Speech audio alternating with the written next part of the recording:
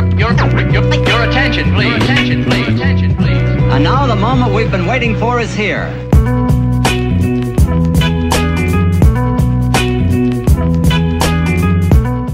Zachary, welcome to the podcast, mate. It's kind of weird because you've been talking for 30 minutes. Nearly an hour we've been talking, and then it's like now we're going to start. Yeah, no, we've literally been in the room for like an hour and a bit just chit-chatting shit, and now we're actually starting it. So thank you for coming on the podcast, mate. No worries at all. I'm very much... I've done a few of these, and most of the ones that I ever did failed, so it's a great example. I was telling you about my mate Bill that used to have the Adventure Fit podcast. I'm pretty sure it's still on YouTube, but they all failed. Why did they fail? Because he moved to Colombia. Oh, okay. He just gave up. He gave up. He was like on the first boat of white dudes going to Colombia. He's like, I'm out. I'm going to South America. I don't blame him. Have you ever seen some of the girls that come from Colombia? That's that Instagram page, Passport Boys. Yeah. They just go over and they just party with a bunch of Colombian girls. I don't blame him. Well, Tommy, he's Argentinian, so he's like... As in Tommy? Yeah, Tommy's a full Argentinian. No way. Dad's Argentinian, mum's Argentinian. Do you speak Spanish? He speaks fluent Spanish. The fluent Yeah. Spanish. Because he was explaining to me that Argentinian is very Italian. It relies upon... Oh, I did not know that. Italian, what's the word? It's a really huge Italian culture over there, so... I did not know that. Yeah. I'm going to speak to him in Spanish now. I did not know that. He's a killer, by the way. Yeah, he's a dude. He's a fucking killer. It scares me. Dude. But yeah. So anyway, thank you for coming on. You've bought me a smoothie. We've got Mike Tyson and Jake Paul on in the background. It's a good day, mate. It's a great day. It's 36 degrees outside. A pasty Englishman staying inside. Fucking great. My mate texted me, "Oh, do you want to go to the beach?" I was like, "I'm doing everything inside today. I've been to the gym." Fuck no, the beach. I know. So, mate, I wanted to bring you on because you and I met probably not that long ago, probably about 6 to 8 weeks ago, like 2 months ago now. And I think meeting you at Dominance, I was a bit like, oh, I fancy a bit of this guy. He's just funny, ADHD as fuck, and I just thought we'd get on well. Mm-hmm. But what I think I love about you more than anything is that you've got your background in like strength, performance, powerlifting. Yep. You now do your construction company. You know, moving into the jiu-jitsu world, you go into potential combat jiu-jitsu. And I thought it'd be a really interesting conversation just to kind of like just touch on all those things and kind of go, I don't know, like your kind of like philosophy to training and to like how we were speaking about before about how you'd periodize training for that kind of stuff. I thought it'd be really interesting to talk to you about that kind of stuff. And then see how quickly we get cancelled and kicked off the internet before we get sidetracked. It won't take long. It won't take long. There's a bit of a caveat. I'm a radicalised 33-year-old male. I'm white, and I probably will be tried for insurrectional crimes at some point in my life. That's a joke. I hope fucking the internet doesn't blow up with that. Yeah, okay. Well, yeah, but I guess it hasn't been that long, really, has it? No. So just feels like forever, man. Yeah, I know. We've been the best buds. So talk me through it. So you didn't start jiu-jitsu at Dominance? No. So so originally what happened is I was exposed to judo as a kid. So my first exposure to martial arts was as a kid doing judo class as a little kid, and that was in Tassie at the PCYC. Which is kind of like there was two teams. There was the PCYC team, like the Police Boys Club, and then there was the university team. So I did that for like 6 months because my parents were just like, we need to get this fucking kid in sport. And so I did everything. Did you just have athletics, and I wasn't too bad with things, but I just liked doing stuff. But we lived further away, so it was difficult for me to go. My grandfather was a black belt in jiu-jitsu. No way. Not jiu-jitsu, in judo. He was a brown belt. He was a firefighter, and he couldn't get to a lot of stuff, but he was a black belt eventually. Because it was all... Judo culture in Hobart was very much around, like, it was a Japanese culture. Tasmania has this weird thing where there's a lot of Dutch people and a lot of Japanese people. Yeah. They were the kind of first real big immigrants outside of, white people kind of just rocking up and taking over. What's Tassie like? Very remote? No. It's the way I would describe it is it's like Geelong. Oh, okay. But not a shithole. No, Geelong's great. I actually... but yeah, it's funny. Tassie is a bit of an eclectic place because it lives off of the fact that it's known for its pristine wildlife and all this kind of stuff, and there's the hippie movement, blah blah blah. But it's also incredibly backwards, but it's also not backwards because it's pretty progressive in like what it wants to do. Yeah. Not agriculture, but different types of ecosystems being protected and that. But a big thing that Tasmania tends to fall in is becomes that it tends to, its main industries or whatever the industry is, like tourism, and it was logging, and then it was tourism, and then now it's fishing and fish farming, and then So it changes a lot. It changes a lot because of depending on like the circumstance. So you have a lot of different demographics of people come over. So Tasmania always had a massive fishing community. The Japanese always fished. The Japanese whaling boats would often stop in on the way down to the Arctic in the 60s and 70s. No fucking way. So that's what a lot of these guys came down. Because you got to remember, whaling was only outlawed in the Southern Ocean in like 1968 or 1978. Like proper whaling harpoon, big Japanese boats that Sheets ever used to trace. They all would stop into Hobart on the way in the 60s and 70s. That's actually mad. I did not know that. That's actually mad. Fishing is huge part in Tasmania. And if you just keep going south of the Tassie... If you go straight down, you're fucking going to go straight to Antarctic. No way. Straight down. And there'll be a lot of big whales down there, like killer whales, blue whales. I think. Probably not anymore. It's like sushi now, Fucking hell, fair play. So you got into judo as a kid then? Yeah, it was kind of the first thing. Then I kind of just did it for like a year or two. It was like, this is cool, but I don't really do it. Yeah. My grandfather liked me doing it with him a little bit, but that was pretty much it. Then we were kind of living on the coast. Mum and Dad were divorced, and then we kind of just didn't really do it. And then just Mum and Dad got back together, and then we just kind of moved down to a small town called Richmond, just outside of it, which would be tourist town. Mm-hmm. And we kind of went to primary school there. Had a pretty normal kid, like the country kid kind of thing, guns, motorbikes, horses. That's cool. All the cool shit that you think about. And then video games, was I go stay at my grandparents and play video games. So that was the fucking best life. If you look at all the pillars of life, you've got your mates, you've got outdoors, shooting guns, riding. It's like a boy's dream. It's a boy's dream. It was great. And then so my old man was a auto electrician, so worked on cars and trucks and fishing boats, but he fucked around a lot with commercial fishing and stuff like that. So we did a lot of that kind of stuff as kids. Like we would go fishing. And I hate fishing. Boring. No, because my fishing trips were like traumatic. We're like fucking Southern Ocean, 30 miles off the coast, and like you're watching waves break over the bow, and you're like, I can't really be bothered doing this anymore. You're like 10 years old, and your dad's like, look, mate, if this goes over, just let you know this is what you're gonna do. And you're like, thanks, Dad, this is great. Like, that's fucking traumatic as fuck. Trauma. Fucking people are like, I love fishing, and people are going away on the boat. I'm like, fuck your boat. Yeah, that sounds. You're never getting me back out there. So I imagine because is that the Bass Strait? That's the Southern Ocean is the bottom part of Tasmania. Oh my god, yeah. Hobart's down the bottom, then you have Launceston, which is literally Launceston. Now, it's like a Tasmanian thing where it's like a rivalry between Tassie and Launceston, like a southern divide. Launceston is literally a shithole. Like, as far as it goes, it's situated in a hole, and there's nothing nice there except for one thing. It's called the Falls. It's like this beautiful river. That's about it. That's it. That's all that's there. I fucking hate Launceston. I don't know why. I just always hated it as a kid. And people from Launceston are really good people. Just your city shit. Yeah. And so that was pretty much it. Like, so we grew up down there. Then, it was just had a good normal childhood, man. That's cool, man. Pretty cool. Did you were saying earlier you were a ball of energy? Were you just fucking? Yes and no. I just loved things. I was a weird kid. It was like video games and like guns and doing stuff with my dad and like motorbikes. I wasn't ridiculous. Yeah. And I loved school. Absolutely loved it because I couldn't read. Severely dyslexic, if anyone's ever read any of my Instagram posts, I'll understand why. I couldn't read until I was probably 12. No way. Yeah, like properly just couldn't read, couldn't work it out, and then I managed to get to a good school and work through all the issues and was able to teach. My mum worked tirelessly. I could read, but I was like struggling. Yeah. But I loved school. Do you think you love the social aspect of it? No, not even. I just loved learning. I loved doing shit like that. I loved being engaged. Like, it was fun for me. Yeah, of course. That makes sense. School was the best. Just watching a 58. I know. I've been trying to keep 58-year-old man walk out. It looks like he will kill this 26-year-old. He looks a scary man. He's a scary man. I don't care. He's a scary man. He hasn't broken eye contact. He's a scary boy. You know, your daughter died on a treadmill, right? Traumatic as fuck.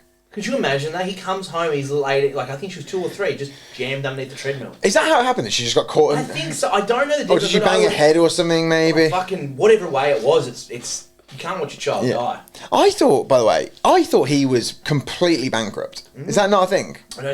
I think it goes in ebbs and flows with these kind of guys. I think he did his time, he spent all his money, had a lot of problems with women and drugs. Yeah, and divorce, like multiple women. Like, what did we count before he had 9 children or something? Yeah, ridiculous. Just absolutely shag. Absolutely shag.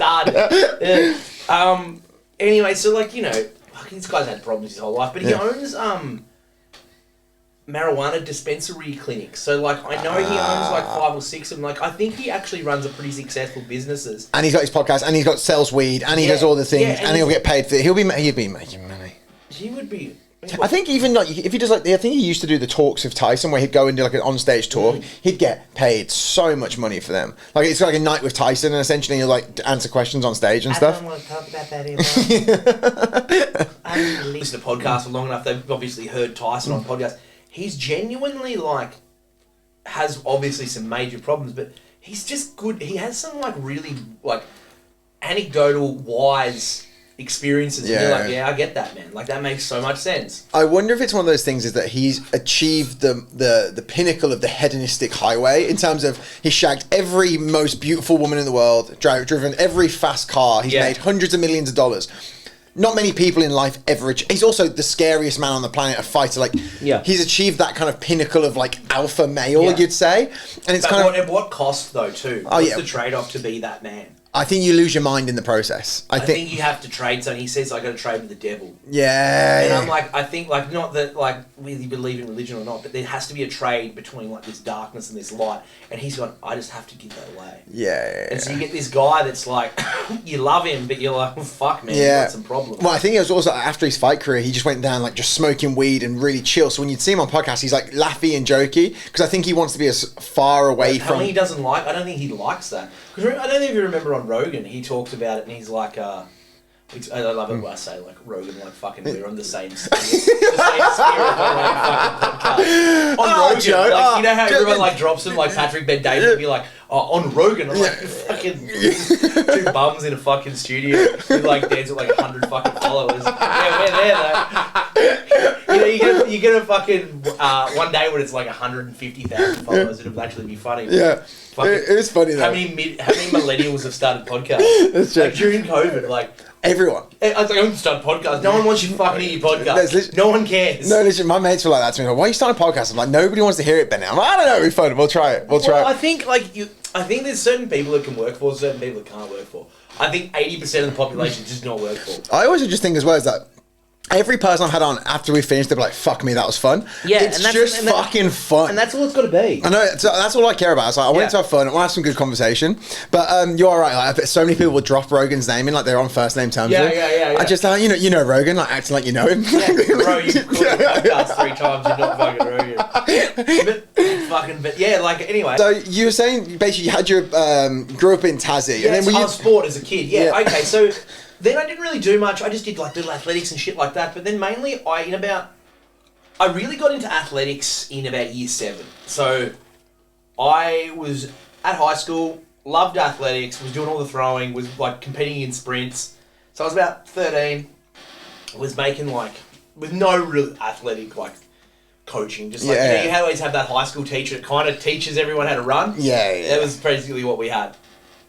And so then I was in high school and I got to year 8 and I was like really liking this athletics stuff. I went pretty hard in it, and plus there was like girls there, dude, like fucking. This girl's there. It was like you were doing athletics and there were girls there, and you would go away for these long weekend camps and you go up to the north. You've made it. I'm fucking on, son. I am on. There's like, you got the only girls. So in your head is like you're going to a co-ed school, private school. And you got the only girls' school, which is like the premier school in Hobart, and it's like they don't want me. Yeah, and you might make one of the in their head that they don't talk to anyone because they're like fucking completely shut off, like Handmaid's Tale. They're completely shut off from the world. Turns out they're not, because they're just teenagers as well. But you'd be like, I made those girls laugh, or I fucking got it. and like you can clearly see that I really care because I've come in Crocs. A dirty work t-shirt that's got glue on it. I swear to God, that's just glue. And ripped pants and no shoes. So clearly I'm a hot mess about everything. So you did athletics, and then what? So how old were you when you then moved up here to Melbourne then? Well, I started weightlifting in Tassie. So I started I started doing, what happened? Hey, Tyson looks jacked. I'm going to kill him. He's got traps, man. Do you reckon he's on gear? Yes. Wholeheartedly. Do you reckon? Imagine. I think at that point. What do you reckon if Jake runs out and just flatlines him, knocks him out? Because because the damage he's taken over the years. There's such a thing as like you can only take a certain amount of hits. They've sold the AT&T. I think there's 100,000 people there. Really? I think it's 100,000. I think it's like I think AT&T Stadium does 100,000. I think they filled it. So, and they've got ground that's on the ground as well. So maybe more. That's wild. Here we go. Oh, it would be so sad if Tyson got knocked down. So if anyone's watching it, because we think we're doing a fight companion. I know. 3 seconds into the first round. Yeah. I actually quite like the fact. I quite like the fact they've done 2-minute rounds. Is that all it is? It's 2-minute rounds. I think 8 2-minute rounds, which works better for Tyson. He's just gonna. Big overhands, like throwing real big overhands. Oh, Keep in mind, I know scary boy. nothing about striking. Tyson's a scary boy. Jesus! Tyson's throwing Did you see that by that bombs, pops bro. back? Bro, Tyson throws bombs, bro. He had the Roy Jones Jr. fight, didn't he? And he pretty much... Yep, just bashed him. Yeah. And Roy Jones Jr. is one of the greatest boxers of all time. I know. He's like, on paper, my common sense prevails and says, 27-year-old guy who trains as a full-time boxer in the prime of his life, also probably on some form of steroid, probably should walk through him. Realistically. You would think so, but they're tying up a lot too. I think Jake's trying to tire him out a bit. I reckon it's one of them. I reckon they get to like round 4 or 5 and then How Tyson many rounds is it today? 8, I think. Okay, that's cool. So it's still an exhibition bout. Look how he ducks and weaves. It's impressive. So you started weightlifting. That's one of the things as well. With your weightlifting, you are probably the strongest person I've seen from an absolute strength perspective. I've gone, fuck me. That hasn't taken copious amounts of steroids. Exactly. Yeah. Yet. That'll get me banned from the AWF, the Australian Weightlifting Federation, if they even think I'm talking about it. Are you still part of the... I have problems with their governance. I have problems with their rules and regulations. Problems with rules and regulations. As a whole, I think the fucking organisation's actually heading in a good direction. Yeah. But it's just a shit show. All Olympic lifting. Yeah. All so Olympic weightlifting means snatch and clean and jerk. I think the federations are heading in a direction that is good, but it's just going to take get rid of a whole heap of old white dudes. And what is run by old white men that are stuck in the 90s. So we get rid of those and then they're gone. But what kind of legislation or regulations are they putting on that would be That's a quick first round, isn't I know. It was 2 minutes. I think I'm now at a point where I'm so accustomed to 5-minute rounds of UFC. Yeah, I think everyone, and that's... And now we're like, oh, that's already over? So some amateur MMA fights are, I think, that are unsanctioned, like the... Not sanctioned, but like, the club, inter-club kind of thing. They're all 2-minute rounds. Oh, yeah, that makes sense. That makes sense. So what was the chance for damage, I think? Yeah, makes sense. Which makes good sense for fucking 13-year-old kids doing MMA. That's true. Have you seen some of those kids do fucking MMA with like the actual... It's unreal. Madness. Unreal. Have you seen some of the fucking Brazilian kids that like competed at the ADCC fucking juniors? Like are they terrifyingly good? They're 15 years old and they are like when you look at it, like you used to look at those like they do those investigational reports into like the strongest boy in the world. It's just like this little fucking 12-year-old kid that his dad's just putting him on HGH or something, and you're just like, it's very similar to what these little Brazilian kids are doing. Do you reckon they just train all the time? The dads don't care about anything. I think it's cultural too. Brasilia, that's the capital of Brazil. Or is it a state? Maybe the one I fucking don't know. But yeah, they have. I think it's just because it's more accessible, more commonly accepted. Look at in the last 10 years in the fitness industry.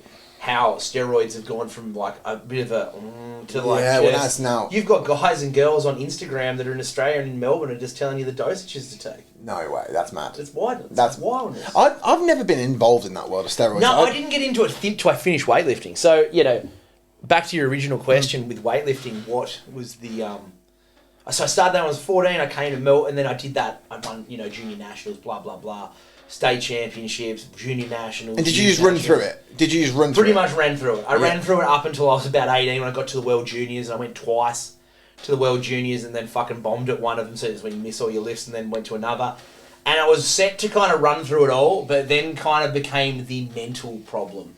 Okay, that's interesting. Massive mindset shifts, really struggled with the conceptualization of like mental, because it became your identity, and I think that falls into most sports. Yeah. When you become so obsessed, it becomes who you are. And I don't think I had the fortitude to be able to push through it to make myself stronger for it. No, I'm with you. And so that kind of, then I spent the next few years trying to make Commonwealth Games and World Championships and shit like that, and then I got suspended for social media violations. What was the social media violation? You sending dick pics? Sending dick pics. I went after a guy who was trying to compete in the division that I was in, that he was breaking like the national records that stood for 25 years. And I went after him on Instagram because he was snatching like 180, and the best snatch I'd do was like 150. And I'm like, this is bullshit. Call it out for what it is. And So do you send that steroid juice? yeah, I was like, this is Captain Clenbuterol. That was the fucking hashtag. I was like, congratulations to Captain Clenbuterol and his selection of the Australian team, ripping off good athletes since 2017. No way. And so then the Federation sent me a lawyer's letter being like, you're bringing the sport into disrepute. And I was like, I wrote an apology letter basically saying, fuck you. And I'm sorry. And How old would you have been at this time? 26. Fair enough.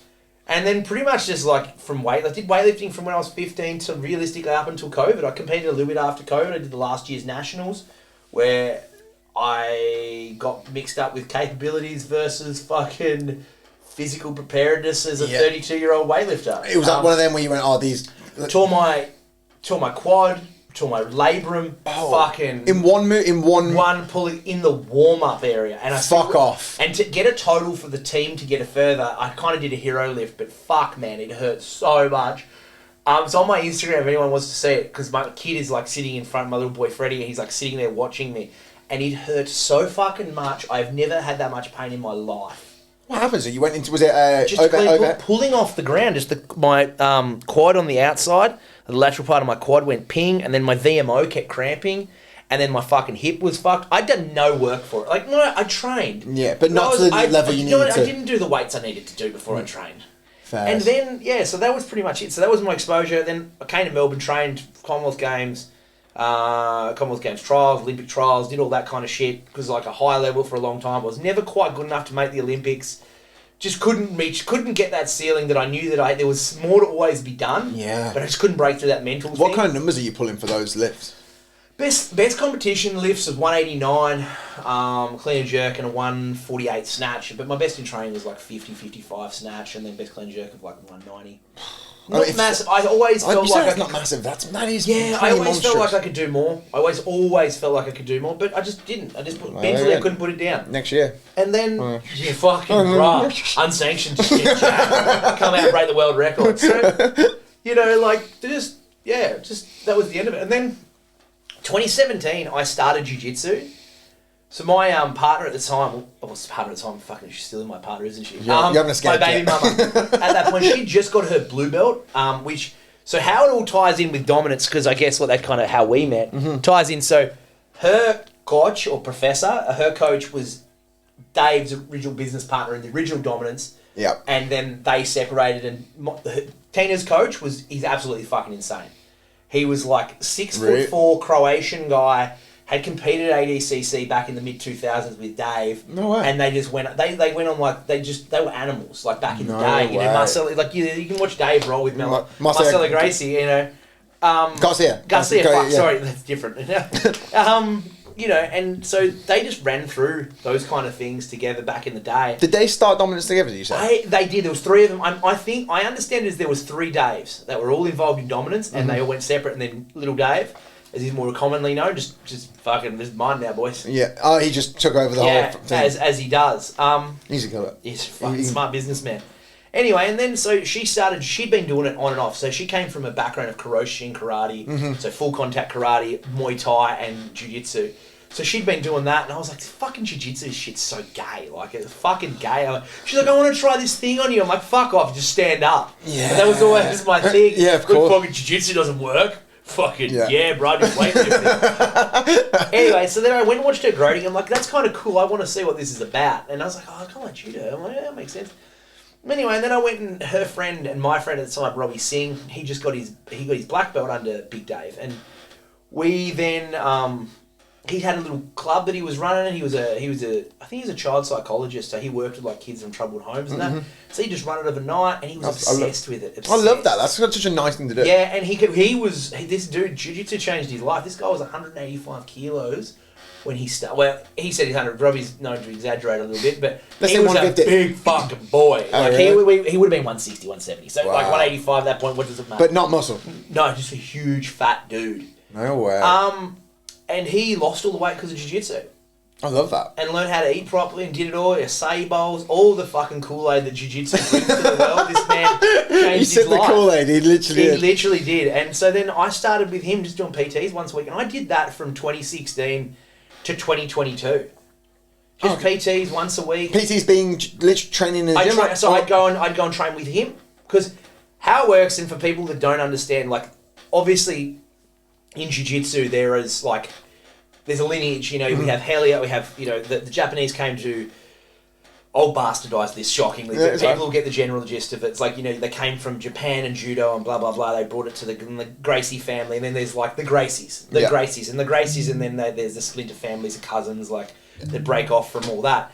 Well, Robbie was very much in, like, he drunk the Kool-Aid on the fucking, like, the Torrance Gracie Jiu-Jitsu university stuff. So we were a Gracie school, and I think Gracie school, as a way as it goes, is a business management thing and as a business tool. Yeah.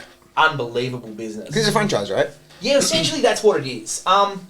And so Robbie was on the bandwagon with that. So the thing is, with how it works with Gracie is you have a thing called, you have your normal grading, but you have a thing called combatives belt, because they used to have a thing, and they created it very early on when DVDs were still a thing for like instructionals and stuff. Yeah. Called Gracie University, and that was kind of the first thing that moved online with YouTube in Jiu-Jitsu world. They did all that, so the Gracies did all that, and Robbie was very much on that bandwagon. So they have a thing called combatives belt. Yeah. And basically what it states is you can't roll until your 3-stripe white belt. You couldn't roll? You could not roll outside of drilling, because this is a Gracie thing. You cannot roll unless you're a 3-stripe white belt. Why, because you're going to hurt someone, or you don't know what you're doing? It teaches you the fundamentals of jiu-jitsu, and you've drilled it, because it's very much that old school jiu-jitsu. Position, consolidate, move to submission. Fair. Like, you know, that, like piecing it together. And all jiu-jitsu is now is the same thing, it's just fucking faster. Yeah. And so I did that just being like, oh, this is the best way to learn it. And it was also a massive mental relief. Because I all this anxiety of weightlifting and, you know, anxiety sports, performance stuff. And then I had this thing that I'm shit at and I can just go and do. I love it. And I just did that. And so I did that, and I started doing classes at Gracie. And whilst I was doing this, I kind of realised, I'm like, I want to fucking roll. So I started at Absolute, and I remember the day I walked in with an Australian jersey on, and Lockie Giles goes to me, oh, you're here judo? And I'm like, no, bro, weightlifting. Oh, Lachlan Giles is in Coach Jones' coach. So where they originally were on Commercial Road. So anyone that like has done jiu-jitsu for more than fucking 5 years will know that that's where they originally were for St Kilda. And so I just went there once a week, and I did that. I'd do a Sunday PT and a Wednesday Absolute. Sunday, and I did that for fucking years. Yeah, okay. Little did I know, the greatest gym that I've ever been to was in fucking Richmond. I probably couldn't have gone there. It was too far, you know, I had to go to Commercial Road, because I was living in Caulfield. So I did that for years, and then they moved to St Kilda, and I still kept doing it. Yeah. Did you learn a lot of Absolute? It's a very different game, I believe. I knew Liv, like, I got to know Liv and Lockie pretty well. That's his wife. Yeah, me and Liv kind of kicked it off. Like, she was always like typical Polish chick, very hard ex-gymnast, like weightlifting and gymnastics and that Eastern European kind of mentality always kind of clicked. Yeah. I enjoyed them. I enjoyed the classes, but I never felt comfortable. But that was also, I was going once a week. Yeah, of course, fair enough. How can you feel comfortable once a week? Probably Craig Jones. Craig Jones probably would have been there. Craig Jones coached me at the morning classes on a Wednesday at Commercial Road. That's fucking cool, man. I was like, I remember because it was just before he went, it was about 2 years before he went to the States. And it was just before he kind of blew up, because it was 2018 was his when he had a crack at the ADCC, and I think he got second. And is that when he had Gordon in an armbar? Yeah. And then Gordon got out and then tapped it? Yeah, that's right. Yeah. So I think that was 2018. Yeah, okay. Yeah, so that was the year. Yeah, it was the same year. So I was doing Craig's classes, and that was cool. And Craig's same age as me, like, now, and it was good. It was good fun. But I just remember it was such a Brazilian way of training. It's like, hey guys, technique, and then the coach roll. Oh, the coach? Yeah, that was pretty much the emphasis back then. Like, that's what and I was still like in the infancy of it. So I was like, Craig would come in, teach technique for 30 minutes, and then it's like, all right, sweet guys, I'm gonna roll, and you guys would just roll. Yeah. Like Dave would explain it better to you. Yeah. There was a curriculum, but it wasn't really a curriculum. Yeah, it was almost like not made up on the spot, but it was a very. There was an overview of the day and so on. Yeah. And that was my interpretation of it anyway. Like that's probably wrong, but that's what I felt was going on. Have you ever seen that Teddy Atlas thing?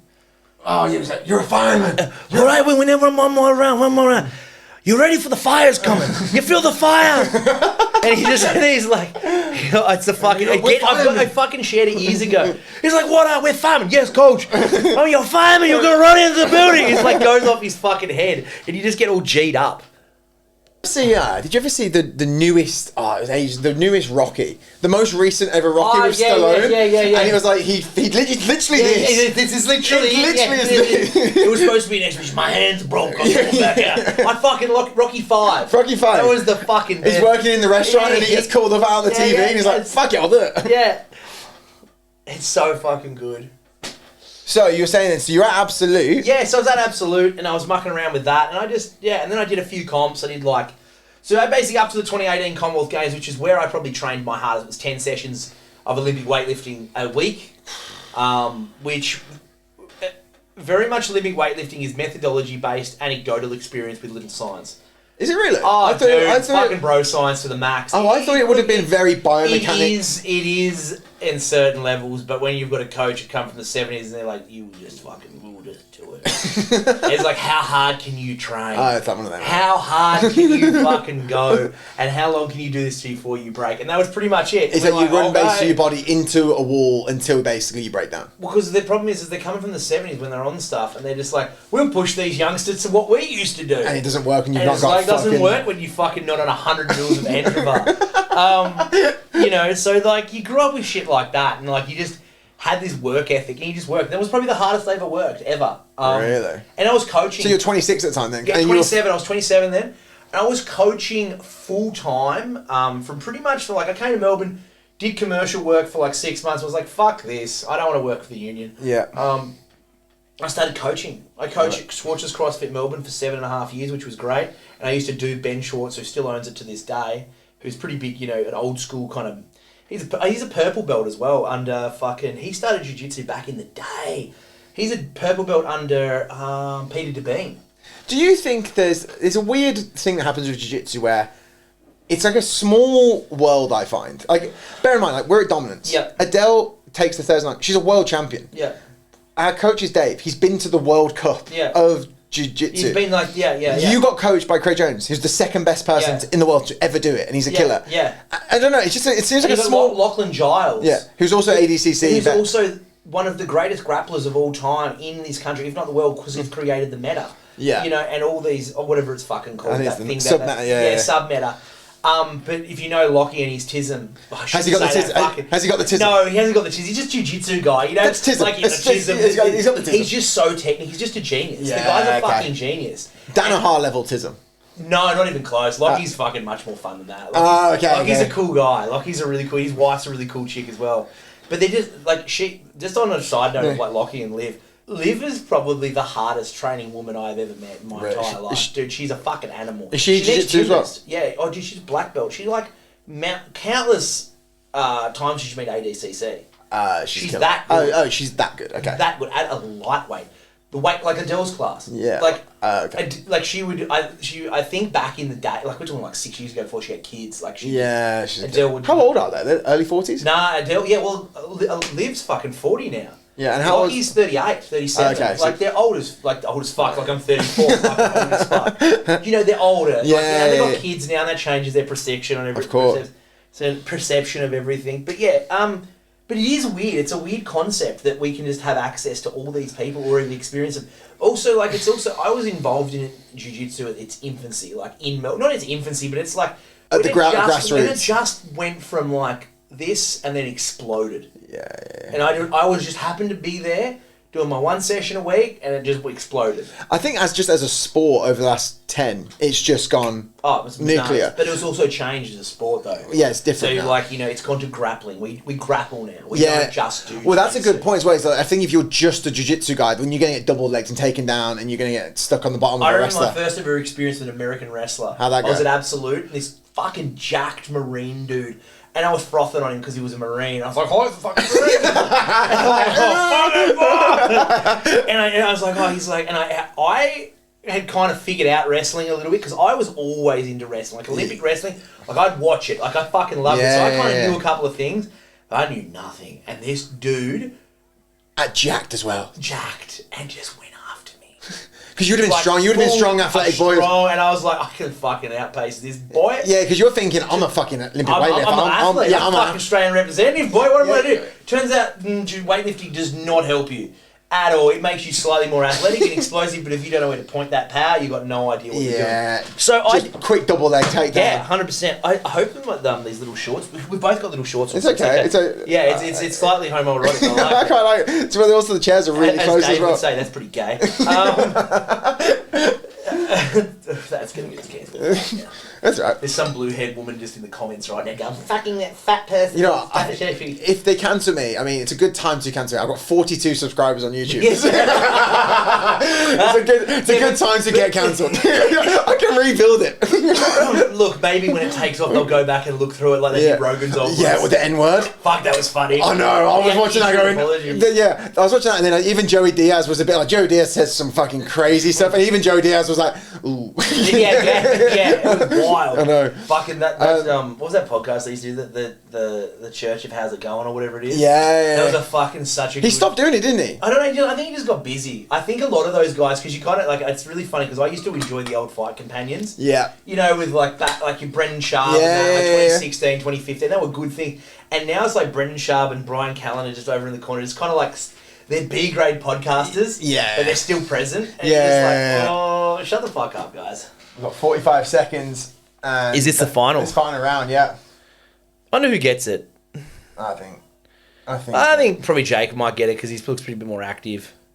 But also, like it's not really getting rated on active. I am not a boxer. How do they rate? I would assume that. Do they not rate it based on activity? I think it's the numbers of strikes to different portions of the body. I don't have any idea. Would you ever want to go into like not reffing, but maybe scoring MMA or anything? Fuck no. I think it'd be I can barely count. I'm severely dyslexic. Could you imagine that? And it'd be like a 6 look like a 9. They're like, there's no 9s out of 6. I'd get distracted too quickly. Oh, 100%. I'd end up just watching it. Yeah, I think you've got to be a special kind of person. One of my Got Frozen and Tyson. One of my friends, Sim, she's surely that's gone. That's what I love. Like all the shit talk, all the bullshit. I think at the end, and this is what one thing we can show from a lot of this shit is like all the bullshit, all the other stuff. Yeah. At the end of the day, like two guys get in there and they can respect each other. 100%. It's just them. And that's what's kind of cool. And that's what, like, on a note of fucking MMA and shit like that, having only been around MMA for a long time, but only kind of really heavily been involved in it since the disaster of fucking Hex 32 when every Dominance boy got fucking bashed. That was a not even bashed, just a shit performance all round. You know what's actually quite intimidating about that? Because there's always the part in the back of my mind that goes, oh, you can maybe do this at an amateur level. Maybe you just go. You can't. Turns out, and then you go and watch people who fuck me up, and then they all lose. I'm like, oh, I don't want any part of that. That's right. I go, oh, I don't want any part of that. But I also, we'll get onto that later on, a whole fucking theory on why that's a fucking disaster. But, you know, you have that, and you look at this and it goes, just two guys in the cage. But MMA is also fucking ugly because MMA, they get two bros up. There's like, you know, you got fucking Muhammad from the western suburbs and Jono from fucking Cronulla, and he's just like, yeah, I'm here to fight and bash cunts, and I'm just going to be doing the winning on the weekend. And then Muhammad's like out there, he's like, I'm going to fucking kill this bro. My friends are going to kill everyone. And I'm just like, can't we be fucking normal human beings? I agree. We don't like, it's like this combat jiu-jitsu thing. It's like, I'm going to take his head on Wednesday night. I'm going to pull his spine out of his brain. I am the animal. And I'm like, first of all, you're not Conor McGregor. You're fighting on a local Melbourne card that a bum like me can sponsor. I got fucking sponsored these cards, like, and these are like really good grappling events. Yeah, like they're fantastic. Yeah. But you're sitting there and you're just like, what the fuck? It's not even the grappling events. It's just the people that are just like trying to wear like gold watches and fucking Louis Vuitton stuff they got from Thailand. And it's like, oh, for fuck's sake, where's the authenticity of it? Just stop being stop being the person that you're not. That's a good point. I think a lot of people create this character for those events. Like, they create a character that they I don't know what they're trying to do, but yeah. We saw with the UFC, Conor was the first one to wear suits to these events, and now fucking everyone's got to wear a 3-piece, $5,000 or $10,000 fucking suit. With the big glasses on and everything. Like, what are you doing? Just be yourself. They look good. I like it. But shut the fuck up. But it's also, that's the UFC. This isn't fusion fighting. Hex and fusion are not the UFC. Yeah.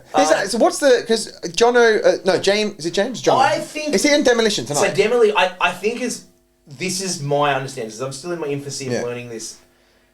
Demolition is one of the better amateur organisations. Yeah. And then Hex is the premier Australian professional and amateur organisations. So you got Road to Hex, then Hex, and then you've got Dana White Contender Series essentially, That's right, which will be... Yeah, that's exactly what the feeder system is for that. That makes sense. But there's also, every state has different fucking really high level. There's a couple of other massive organisations in Australia that are really, you wouldn't know of them because I think it's very state oriented. Because there's one over in the Western Australia which is basically another different part of the country. It's a different world, isn't it? You know, so they have their own kind of organisations, and these are all private things too, and they run, you know, at a high level, very professionally. Have you ever been to a Hex event? Been to 2. How good are they? Bloody brilliant. I mean, I went to the one with the I've been to 2. Yeah, I've been to 2. So I'll give you an example. The last fighting event I went to was when Lockie Dart fought, and it wasn't Hex. That's how long ago. It was like 2000. So did you know Lockie beforehand? No, then? not at all. Me and Lockie kind of knew each other through friends that did CrossFit and stuff because he comes from Warrnambool. Yeah. We never met each other, but we knew we like. There would have been similar paths or worlds. Pathways and shit like that. But yeah, so like... There's definitely a humbling moment as a coach where all your lads have gone in and none of them have... Because it also must be a weird from a team perspective. It's like... Let's just call him. We'll just call him. Tell us what you think. He'll be like, they're gay. But it must be... I'm just thinking from a teammate perspective. Like if you're going into literal war, into battle with your like 5 year close mates who you've been training with, and then one by one they all lose via decision or TKO or a stoppage, whatever it is... Yeah. By the time you get to the last card of the night, I feel like you're self-confident. That's what Lockie says. Like, I think what happens is because I've been around martial arts for so long, but never really fully invested, but had been at a high level. Like, it sounds really wanky, but I was at a higher level of sport than those boys ever dream of. Yeah. Like, you know, I was like, it's fucking fact. Like, he comes a shit to me compared athletically. They also beat the shit out of me on the daily. And now Mikey's just going to hear this, and then he's just going to, what are you saying about my athletic ability? Not that he'll ever hear, because he doesn't fucking look at social media or fucking Instagram. Does he not? Is he not in that world? These guys are like a lot of these dudes, I'm like, you need to create a social media presence. It's actually a tool for you. Well, yeah. And they're like, I haven't got time for that. I'm like, do you not like money? Yeah. It's just, do you don't have time for it? Like, how you train and you go coach. What do you mean? What else are you doing? Like wanking? Like what else the fuck are you doing? Show about internet history. Just like puppies and pussy. Like, 100%. But yeah, I think on that particular night, like if we stay on this track of thought, because we're doing like a Trump thing, we're going to loop stories. It was just like an infection. It just runs through. Like, yeah, of course. You got to remember, you had. First fight of the night, fucking loss. Was that Tommy? You had Mikey lose the first night. Mikey was the night before. Mikey's night before. Lost to a guy that he should never have lost to. Yeah. That guy just outclassed him on the night. Yeah. And you know, Mikey, from my position, and I told him this, you know, and Lockie's told him this, and Trail has told him, Trail being like the original OG MMA coach that coached Lockie as well. They worked out what was wrong, what he needed to work on, and it was done, but it wasn't implemented on the night, and that can just happen. And Dave will give a better synopsis. Is Dave in the corner for them all? What's the right word? A different evaluation. Dave's, of course, he's in the corner. He's coached Mikey since 2017. I didn't realise Dave would... Mikey is as OG dominance in the last 10 years. Because I didn't see Dave there on the Sunday. No, because Dave's like, fuck this. But he was been there for Mikey on the actual Hex. Of course, because like, how many events has Dave done over hundreds, thousands, he's one of those black belts that's been around since the inception of the UFC. So he's like, what the fuck am I going to come watch these boys when I've been to hundreds of fights, you know? Yeah. And that's what Lockie and Mikey are for. Yeah, of course. And then that's just, it trickles on, and you have fucking everyone start to lose. But, you know, you look at like Tommy's performance on the night, and that's kind of like, I'll drift through it. Wasn't a bad performance, just did not follow the game plan that the coaches had set out for him. Yeah. I felt like a lot of jiu-jitsu, so you've got to understand, Dominance has progressively got more and more that's not my synopsis, like I've only been there for 3 seconds, but this is from what the coaches have told me. Because how I perceive it is I'm just like the fat guy that organises these guys. Like, that's all it is. Like, I'm not a coach. I'm just like, you cunts are disorganised. Yeah. I'm going to organise you. Yeah. Because they just aren't organised. I don't disagree with that. I think coming from sporting backgrounds... Yeah, like there's like a manager thing. It's like, I'm like, I should get them all signed contracts. I take 10% of their winnings. I still have no money because they don't fucking win. But they just aren't organised. Like, there's no cohesion. So, like, there's no... Now there's slightly a bit of a team together, Yeah. they're training together, but even then I'm like, you guys don't really want to do this, you just fucking pretend that you want to do it. Do you think that's kind of how it is sometimes? 100%. Really? With one thing that is evident in any sport that you do is like from weightlifting to football to fucking soccer, you have to want to do it. And you cannot, in this competitive sport of MMA or CrossFit, like look at the two most explosive sports. Like you've got CrossFit or functional fitness. Yeah. And I was involved in coaching fucking world teams, high level athletes to individual at CrossFit Games fucking for at least nearly 10 years. And then weightlifting. Like that's what I had been involved in. Yeah. But the two sports, functional fitness and MMA, and jiu-jitsu, In terms of they've just explosion to mass culture. Yeah. They're part of culture. Yeah, now, you know? yeah, agreed. The CrossFit has dropped off a little bit, but it's still fucking like functional fitness. Yeah, agreed. Look how many things we see from that. Yeah. But like you can come in and do jiu-jitsu and be a dad of 3 and go to the blue belt worlds and you can have fun. You can be a hobbyist jiu-jitsu belt and get by. You cannot do that with Muay Thai. You can do it with Muay Thai a little bit. Muay Thai, from my perception, now I say this to everyone that's listening, like this is a caveat. Like, this is my personal position, and then Lockie Dart and like Mikey and Dave probably been like, you know, I've basically done like a short course in like MMA and shit like that with them, and I still just sit there, I shut the fuck up and I watch everything because that's all I'm good at was watching. But you know, Muay Thai you can play because it's a bit softer. Yep. Boxing's just because boxing you're just going to bash people. Yeah, agreed. And MMA you cannot play. No, you can't. And you need to be so good at jiu-jitsu, wrestling, Muay Thai, karate. Well, yeah, just an abundance of different. Everything. Yeah, and then also be fit, cardiovascularly fit, and then strong, fucking a good head on you, not be dumb enough to get CTE. Agreed. You know, and this is also that's part of the reason. Like I fucked around with it for about 2 weeks with Mikey. One, I was probably the most. He asked me, this is the best story. He goes, "Are you like?" He's joking. He goes, "Are you like retarded?" Like, I was doing jabs and shit, like, my shoulders are fucked. Yeah. And he's like, "Are you actually retarded?" He, like, leans in, and where he's holding pads, he goes, "Are you retarded?" And I'm like, fuck off, man. And then I just got bullied, and then I was like, fuck this, I'm not... And then I was like, in my head, I kind of worked, I'm like, I just spent 2 years to learn out how to fucking fight, where I can barely grapple, and I'm a fucking blue belt.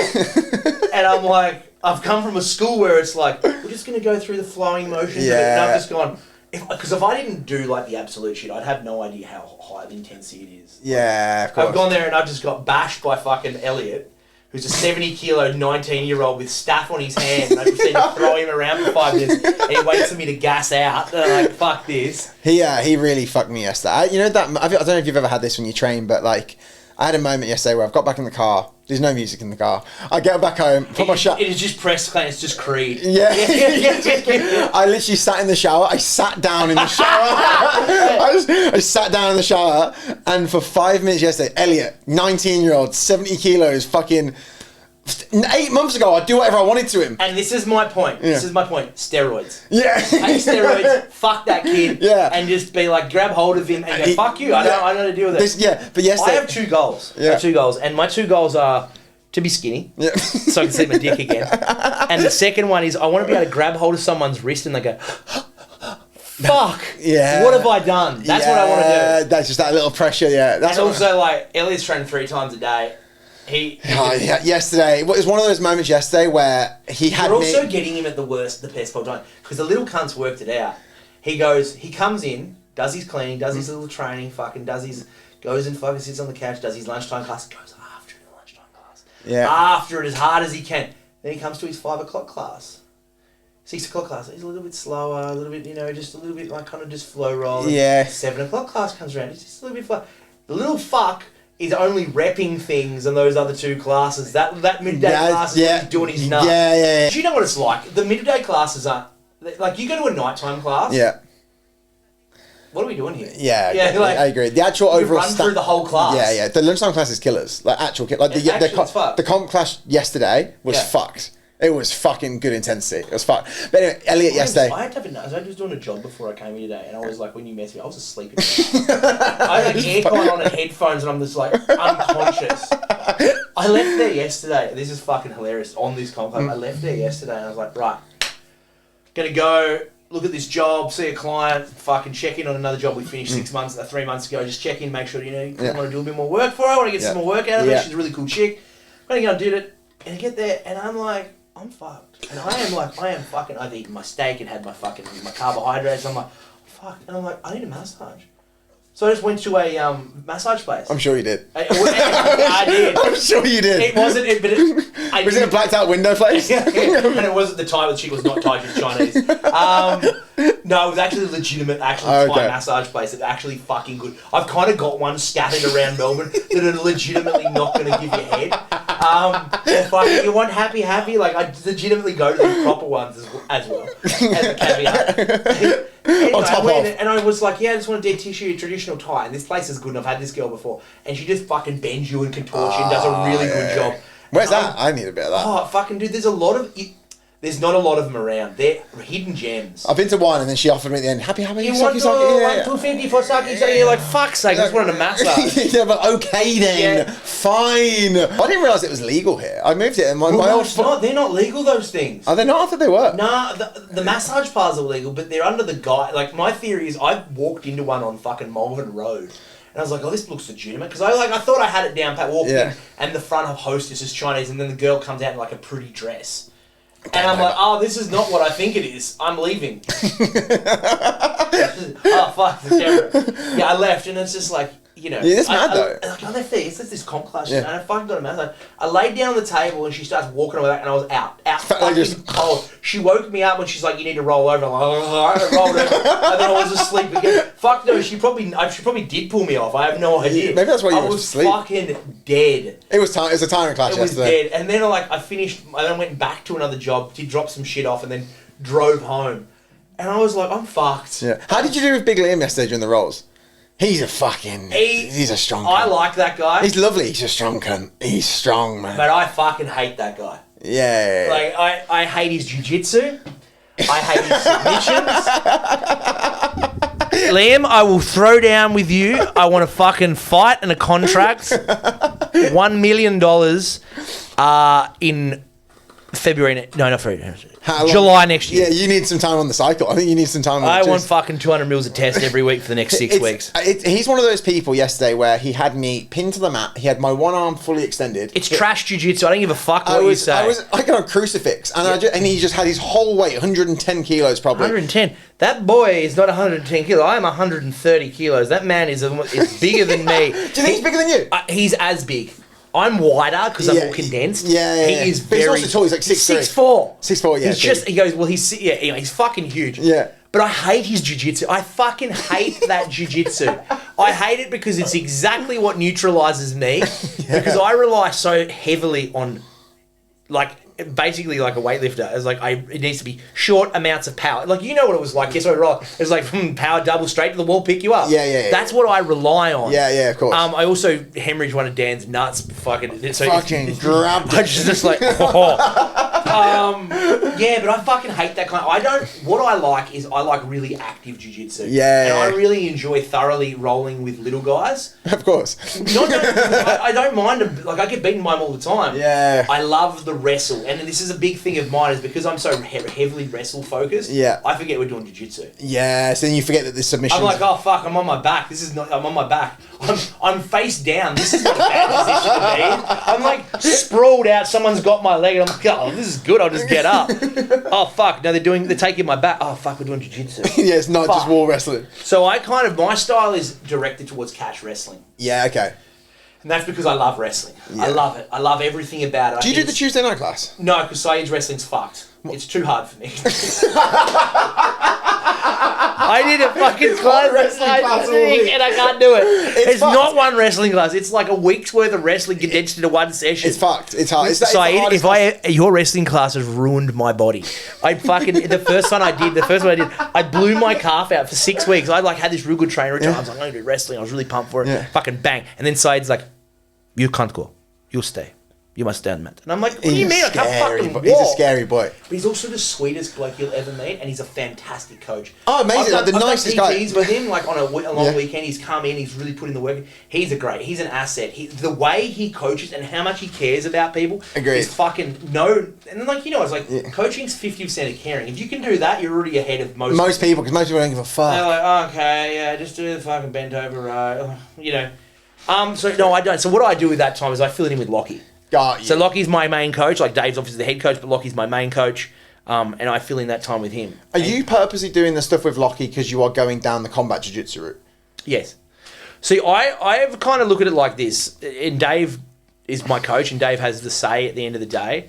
And I'm just a washed-up Olympic weightlifter trying to be half good at grappling. Yeah. I tend to just do whatever he says. But the biggest thing is I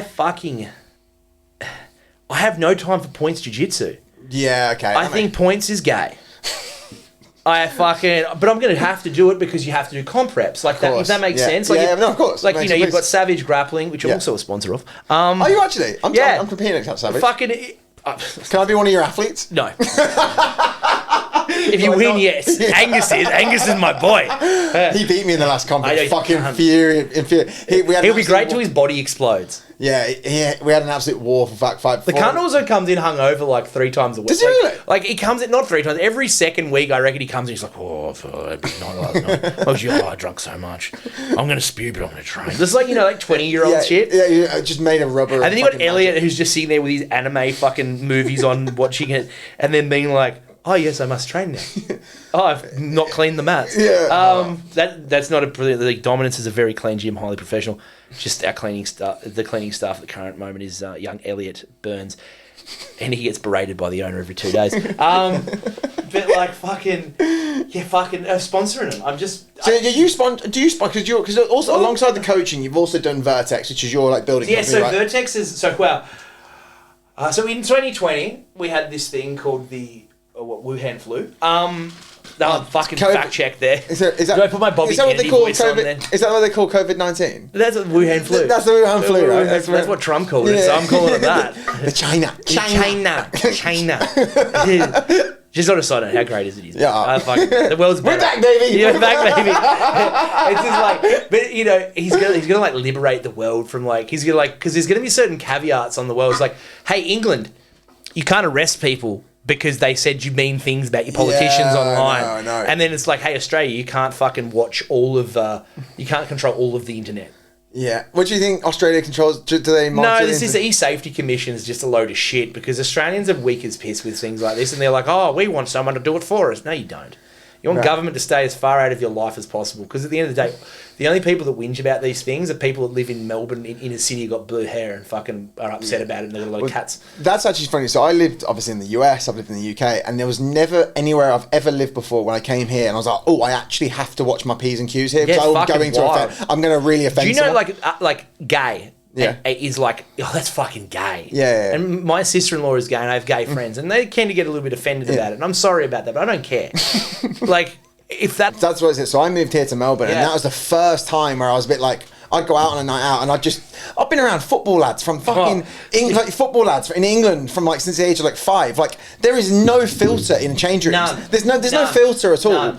So then that's my echo chamber of life is me hanging out with 20 of my mates who are all pretty much like me. Yeah.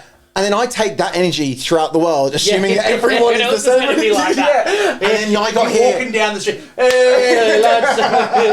So then I came here, and then all of a sudden I'm north side, and then everyone's got blue hair and tattoos, and then I'm getting pulled up on quite a few things. I'm like, shit, I need to fucking... She, her, please leave alone. It's like, okay, Melbourne is the most fucked place in the world for it.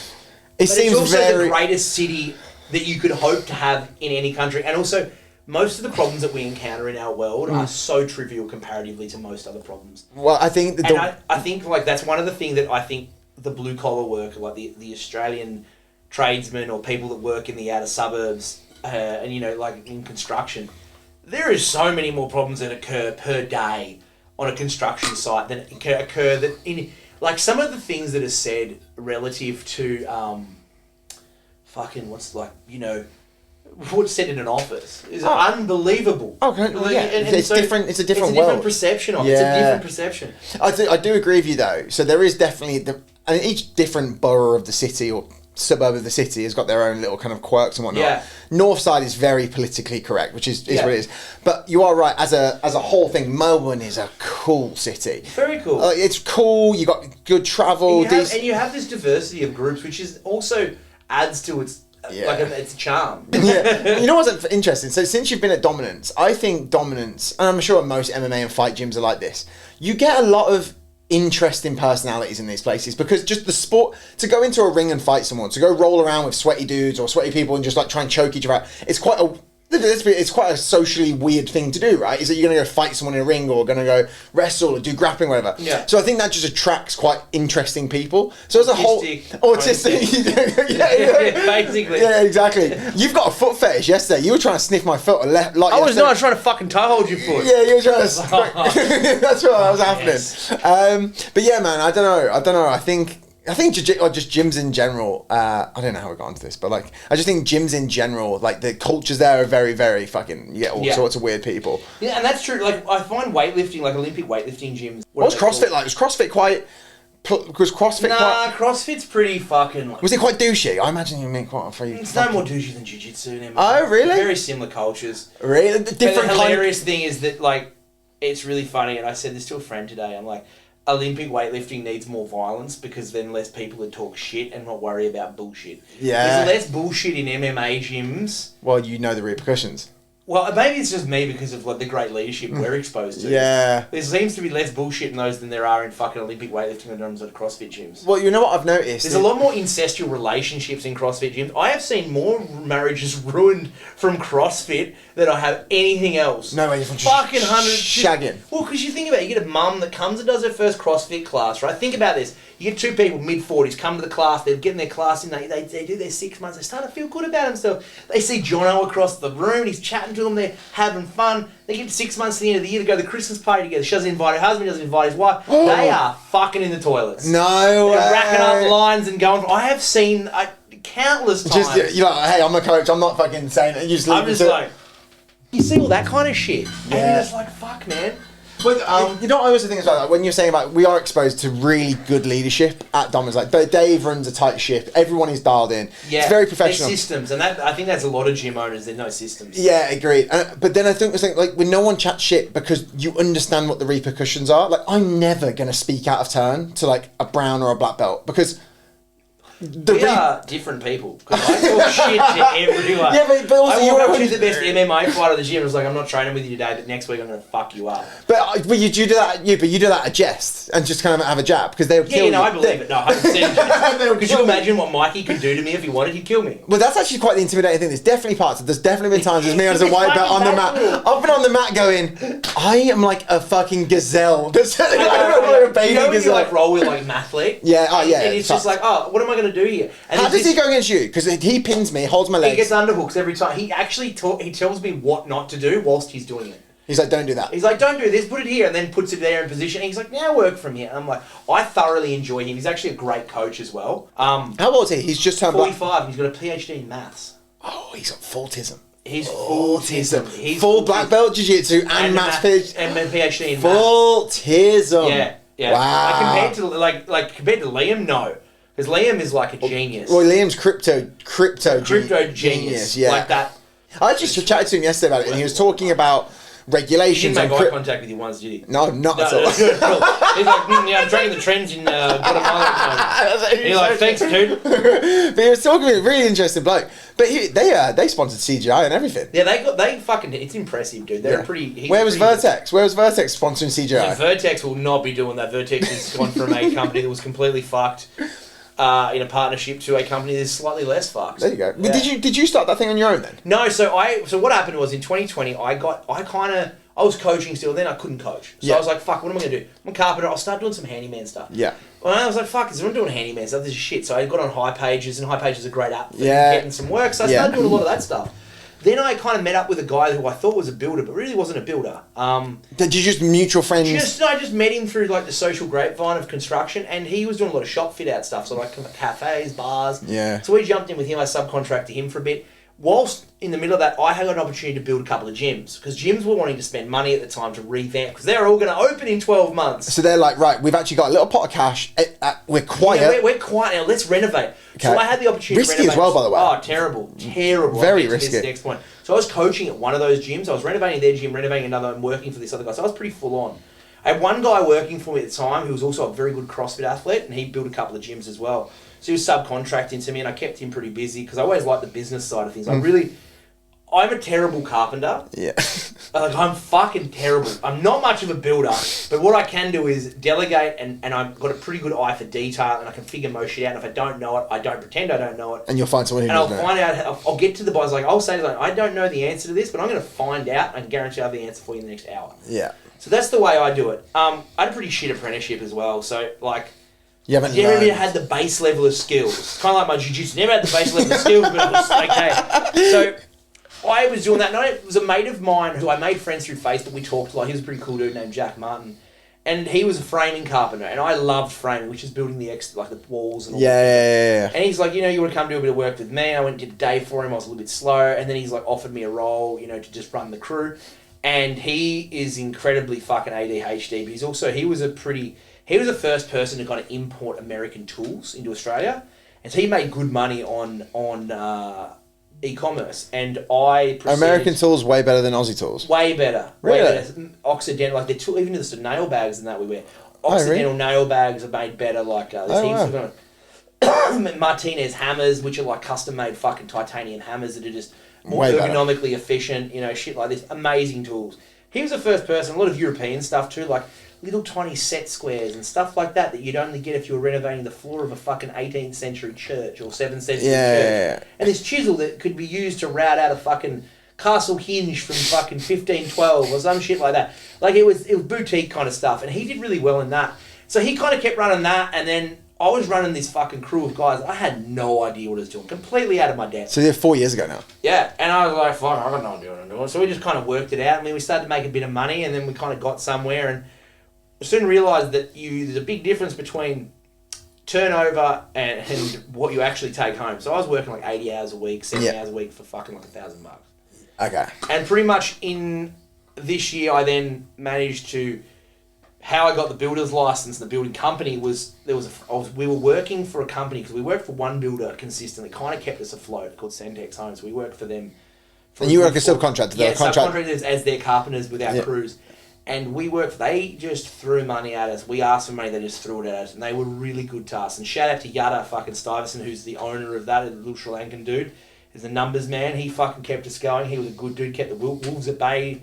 Probably the best builder in Melbourne. Really? Small, they're a $10, $15 million builder, and he's just a good dude. Really? Great morals.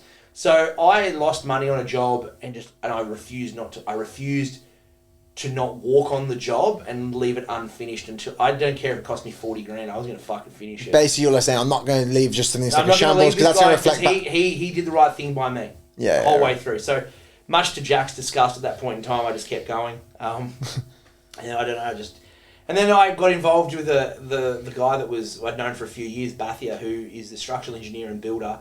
Then we formed a building company together. It was originally called Panther Homes, and now it's called Vertex Project Group. Yeah. And so Bathia still works full time, and I run the building company. And so listed on the page, like on the registration, when it's finalised, I'll be listed as a registered builder on there, but I have not done my registered builder qualifications yet. So the company has the license, not me as the individual. Got you. But I will still obtain my individual license once I have enough experience, which will probably be later next year. So is it hard to actually become a builder? Ridiculously. Really? It's basically getting a doctorate.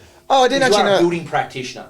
It's generally about 5 to 10 years. And fuck off. I just generally thought it'd be like a tradie course you did for a year or 2 years. Nope. And generally the best builders are generally carpenters. Because carpenters are generally on the site the most. That's my... I'm going to be biased as a carpenter. Yeah. Not a very good one, though, apparently. No, fucking trash.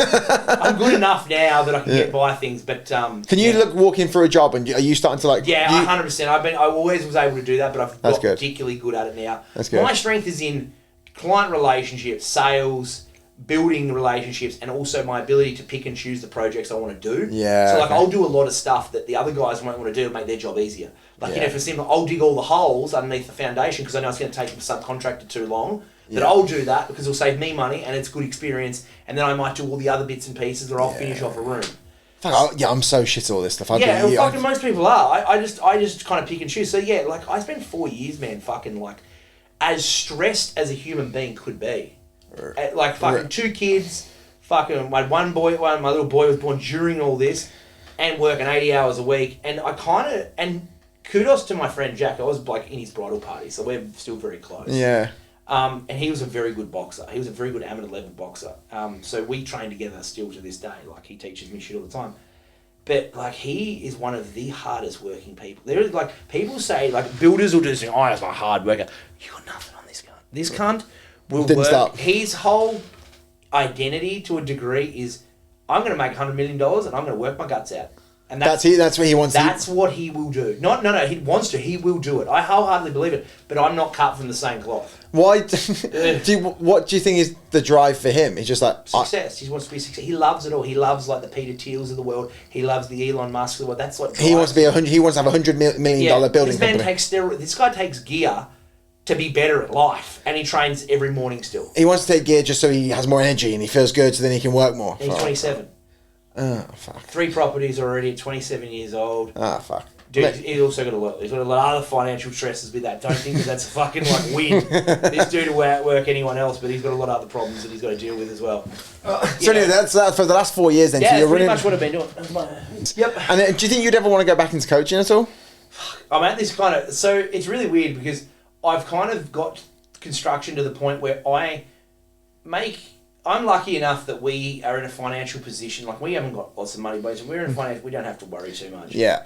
So we live with what we've got. I've got some investments out there in the market at the current moment that kind of do okay. Yeah. Like, I'm not talking about make a wage off it, but I can sell it and be all right for a few months. Yeah, good.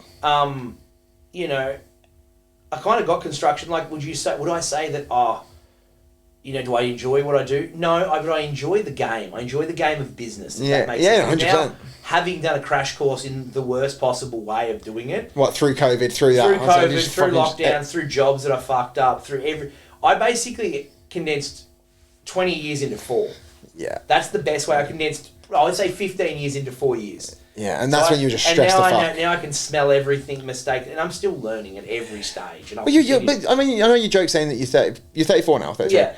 33. I'm 33 as we sit now, yeah. And 33 stone. But no, what I say though is that like you're still very young in terms of a business career. Like, if you actually think about that, like. Well, I really only got back into business in 2020 for like proper staff management of people in 2020. So it's 4 years I've been in. Before that, I was an athlete. Like I was training my guts out. Like that's what it was. And how is it managing staff? I've heard that's the hardest. Worst thing in the world. Why is that? Personalities, egos, funding, financing it. Cash flow kills businesses. Yeah. If you don't have cash flow, you're not going to be successful. Staff want all the time. Good staff are selfish, and good staff are hard to find. And you want to reward those people because you want to be kind and you want to do the right thing. But if people can get more out of you, they will. I believe in respect and appreciation over everything and explanation. If you can't do something for a staff member, you explain it to them in a logical way, and you're kind to them. And you do the right thing. And the right thing, they need sometimes just that they're not the right person for business. Fair. Staff is hard to get. My stepdad runs a couple of businesses, and he always just said, he said staffing is 100% the hardest part. Hardest part because people, but also in this day and age, it's even harder because you've got so many more factors. Yeah. You know, you have.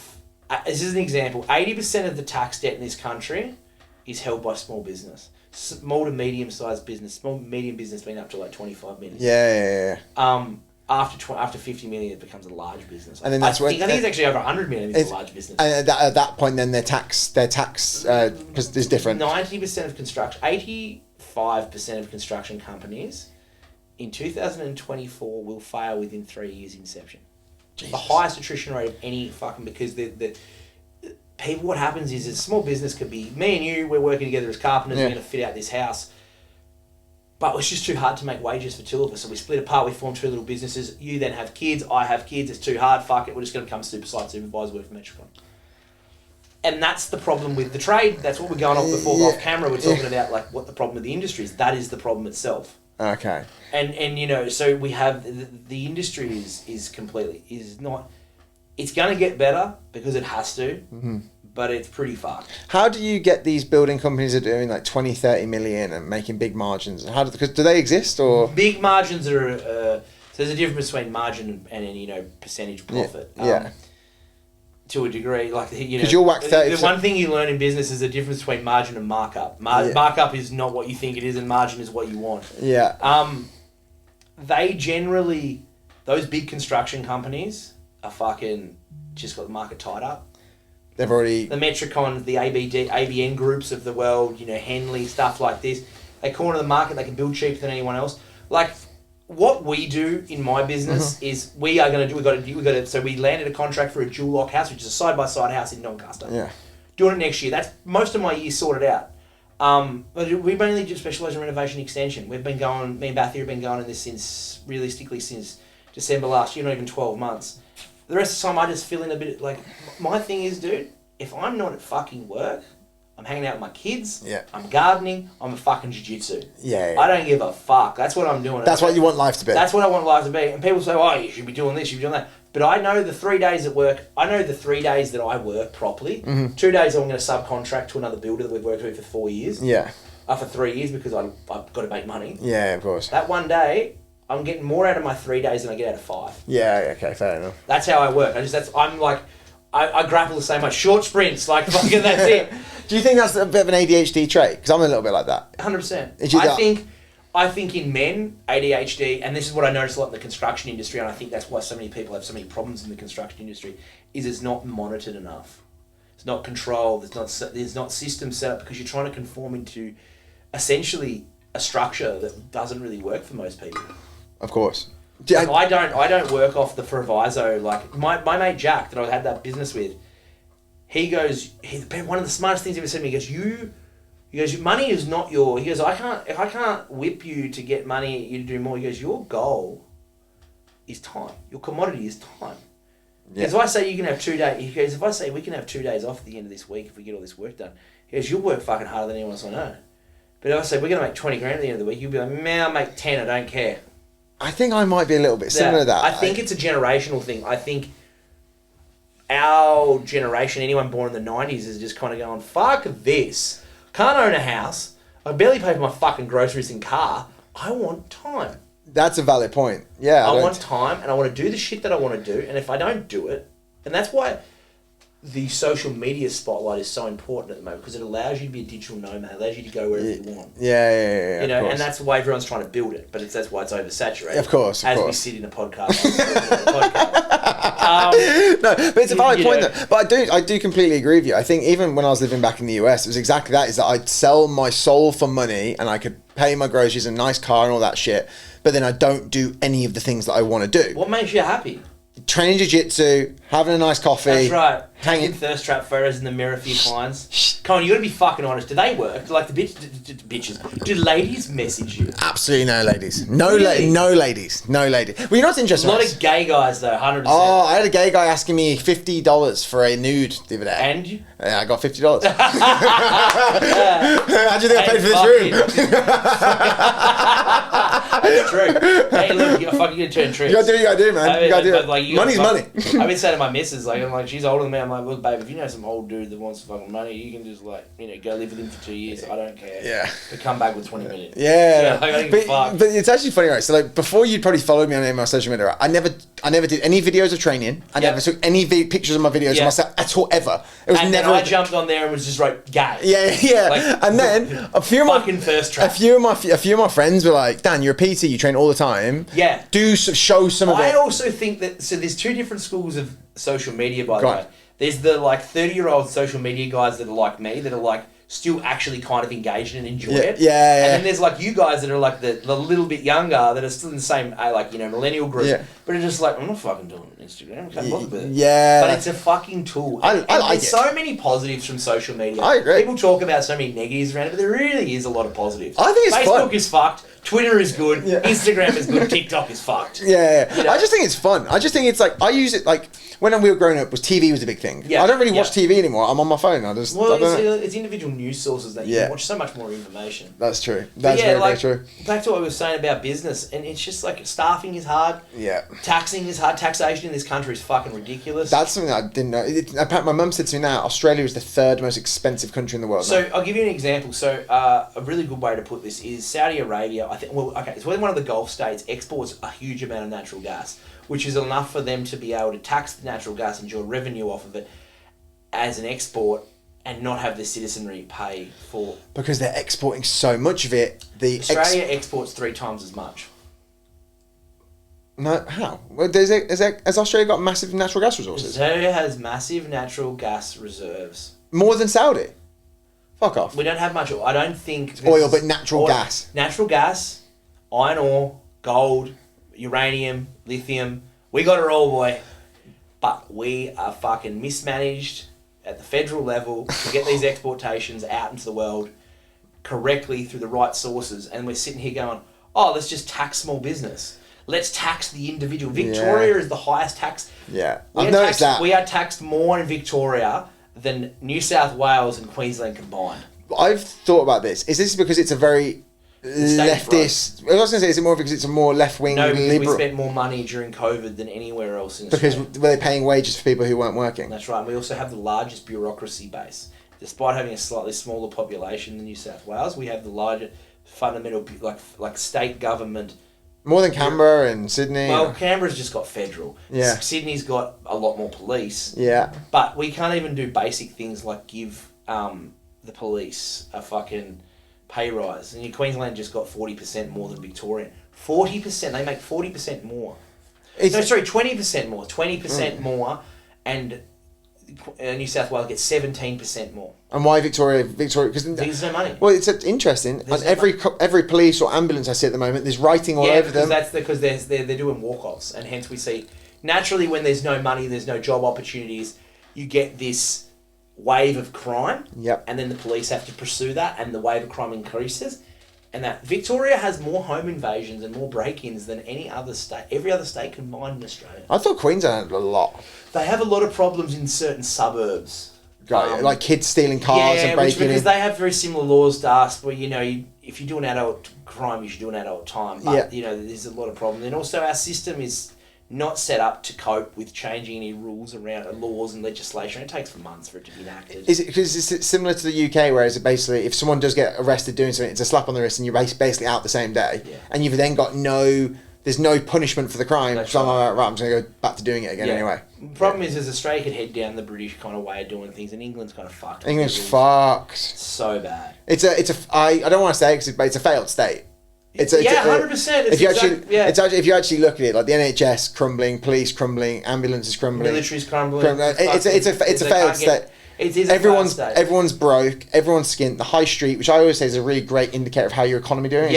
Shops. Is there shops available? Everything is to let. Yeah. Like everything's to lease. It's a bit like there's no, unless you are London. I always say that England is a very rich city attached to a poor country. Yeah. Which is London, which is essentially a very, very rich city attached to a poor country, because all the opportunities in London, really. That's right. So if you don't from there, we see Ireland itself is fucking, because they've got a lower taxation. They have everything. They have international companies. Yeah, well, that's where Google's based out. And they're fucking just making bank. The Irish, I think the average Irishman has a better way of life.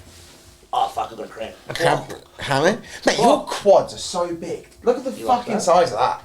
That is monstrous. I was trying to fucking wrestle them yesterday. Whilst I was groping your testicle. Yeah, it's funny. England, I would 100% agree it's a failed state. Yeah, it's not But great. I think, and we come back to this kind of big political thing, is whether you love it or hate it, Trump will change the world and the Trump ideological position, because I think the people he's put around him just want the best for the world. That's what I'm starting to see. I was looking at a few of the people he's going to... It doesn't necessarily have to be him. It has to be the people he puts 100%. You've got Tulsi Gabbard and RFK. I like her. And she's fucking... She's badass. She's a fit, good-looking woman of colour that's Hawaiian, Samoan. Wasn't she originally Democrat? Yeah, she was. She debated Hillary Clinton in 2016. And they didn't like her. No, because she didn't toe the narrative. She was a senator. Yeah. She was a congresswoman from Hawaii for many years. Yeah. Involved in an Iraq war. She's a doctor. She's an Iraq war veteran, Afghanistan war veteran. She's still in the National Guard as a major or a colonel or something like that. Like she's middle rank. Like she's pretty high up there. And she debated Hillary Clinton and destroyed her. And then the DNC were like, we're not fucking having this. She's a bit too far out there. She's too far out there. And she always stuck to her guns and didn't toe the party line. And as as the DNC became more and more, not left, but became more Clintonized, and then they became that fucking just Nancy Pelosi kind of stuff. They just got more and more dogmatic. Yeah. That was them versus us, and then the big media got involved in it. So is she now technically Republican then, Tulsi Gabbard? Yeah, she's 100% Republican. She was like, right, well, I'm... Well, she might not identify completely as a Republican. Is that, I don't know how that works. Because you can still be, if you get, so you don't have to be part of that party to pledge your respect. So unlike how it works in England and Australia, like, I have to be a sworn Labor member to be in the Labor government. Yeah, of course. Well, you can be an independent in Australia. In England, you can't do that. In Australia, you can be an independent, but if it's what's the government? It's a government mixed together. Yeah. A coalition. You could be a Nationals member in a Labor government. That makes sense. Or a Liberal government. Yeah, that makes sense. So that's kind of what's happened there, and they've just been given good portfolios, essentially. Like, Robert Kennedy Jr. This is a man that spent 40 years telling us why, vaccines and fucking other problems that are going to occur. He's an environmental lawyer, He's an environmental lawyer, and he went after DuPont and all these massive corporations. I don't know, why did everyone hate him? Everyone seemed to really not like him. Well, I think it is because he went after Anthony Fauci. Okay. And he called out the bullshit during COVID. I'd kind of known it because, to be honest, I was like an old school anti-vaxxer. Yeah. Like, I was like fucking, before it was cool, I was like... Would you still, when you say anti-vax though, would you be anti-vax on like the things that you have, like tetanus and hepatitis? So not your fundamental ones that we need, or polio, for example. Polio, yes, to a degree, but I have no problem with modern medicine. I think modern medicine fucking absolutely genius. Like, look at the things that we can do. When I say I'm anti-vax, I am anti not choice. Does that make sense? Like, that's fair. I also ask questions about most things, and I think most people in Australia should ask questions about what we give kids. Yeah. Oh, we're so getting kicked off the internet. It's alright, it's actually interesting. Do you know, like, because at birth, children are given fucking so many injections based off of... And, like, to be fair, a lot of them do save lives. We need to give them to some children, and it absolutely makes sense. But you tell me, what are the benefit within, like... This is... I may be wrong here, but I remember when I went through with children, 6 to 7 vaccines within 12 to 13 weeks of life, at least. Yeah. Now, keep in mind that the response for these children... Now, I'm not a doctor. Yeah. But as an observant person, which I pride myself on, a little kid comes home with a temperature because they're having the vaccine to fight the fucking, get used to it. They scream all night. They're very disruptive. They're very uncomfortable for a good week or two after they have these things. In my head, that to me doesn't make sense. I personally have believed in it on the delayed onset program for most children. Okay. So children should have vaccines spread out after that fucking first couple of years of life, where we're doing the regular health checks, we're doing everything right, we're eating... And that sounds like a lot more nuanced. It sounds like a very balanced... That is what Robert Kennedy believes in. And it's like, no one's sitting here going fucking...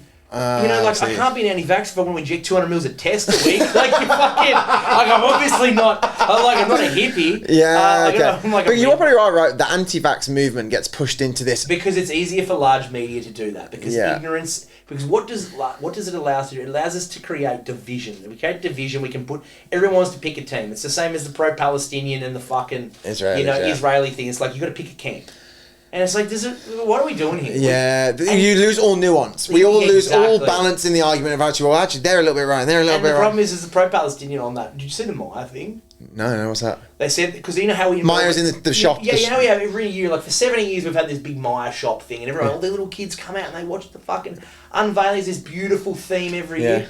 Pro-Palestinian guys are like, we're going to go there and throw paint over your children because we need them to understand how Maya is a Jewish-owned company. And I'm just like... And literally everyone was like, do it. See what fucking happens. Was that why? People just said, nah, you're not doing it. They cancelled the protest. Then this splinter group from the actual protest were like, we're still going to do it. And Victoria Police were like, do it. Oh, really? Fucking do it. Like, Victoria Police finally, because, let's face it, I went to a few protests during COVID, and Victoria Police... They'll fuck around and find out. Because during COVID here, they were pretty strict, weren't they? With the Victoria Police. I was part of a group that believed that the individual freedom was being quashed by a totalitarian communist ideological government. Turns out I was a little bit too crackpotty on that one. It was just Dan Andrews being a shit cunt. Were you very much like, it's a tyranny. I was like, where are we going with this? Where are we going with But this? it depends how strict the regulations. They were shocking, dude. They were shocking because initially I'm like an old school prepper, anti-vax fucking kid from back in the 90s. Like, we're like Ruby Ridge where I come from. If you ever heard what Ruby Ridge is, Google it afterwards. You'll understand what it is. The FBI shot an innocent man. I come from that kind of school of background. Like, that's what my childhood was like. So, like, I have this distrust for large government at every level. So I'm like... And then they start telling you, hey, you can't... By the way, you can't work. You can't work. You can't work. You can't open your business. You can't leave 5Ks from your house. Oh, but you need to we need to inject you with this... inject you with this experiment. And I'm like, this isn't fucking normal. Yeah, that's true. I'm like, what are we doing here? And it was just this massive kind of question. And like, I've already gone... I'm not doing a vaccine at the best of times. Keep in mind, I'm vaccinated for pretty much all of the basic things that I had to have to travel overseas. So and I'm sitting there going, this is not making sense to me. Anyway, and so like I just started to get involved with these groups, and I went to. Were you down the Facebook rabbit hole groups? I was down the Reddit. I was like, you went deep into it. I was in the Reddit Telegram fucking world. Oh, that's dark internet conspiracy shit. Reddit is like wow, but then Telegram is like Telegram is like so like you have like Facebook and everyone's like arguing, and then you just peel away and you're in fucking Reddit land, and then you go Reddit, you go to Telegram, and then on Telegram you go to Signal, and once you're in Signal, you're like I can buy whatever I want. I get a nuclear bomb on here. Yeah, but I think like Signal is literally like completely encrypted. Yeah, completely encrypted, and I'm just like, this is wild. Anyway, and so I was down that rabbit hole, and I was like, I'm going to go to these protests. So I went to these protests. As in anti-government protests? Anti-government protests. Like, how do I put this? Anti-government protests, but also, like, I believe that the government itself, the structure of which the government we have, is not this massive vessel of corruption. The way I describe it is that we live in a bureaucratic totalitarianism. Does that make so? The government itself wants the best for the people, but the bureaucracy that surrounds the government is the corrupt organisation because of what it is itself. Not because the individual is corrupt, but because the bureaucracy has created this bubble of bullshit. So the individual politician, he's not corrupt. He wants to do his best. He gets into politicians. The Greens fucking senator from Carlton North or fucking Brunswick, he wants to change the order. He's like, I want to stand up for my constituents, I want to stand up for the environment, I want to stand up for this. I want to do the best. So on the micro, it's positive, but when you put all of these different... When you put all of the fucking HR departments and the gender diversity fucking coalition task force group and then the workers' party of that this is all very anti-socialist stuff, but all the bureaucracy within that organisation is what weighs down the system. And that's where you look at this drain the swamp thing. We go to America, that's why that happens, because it's not the system itself.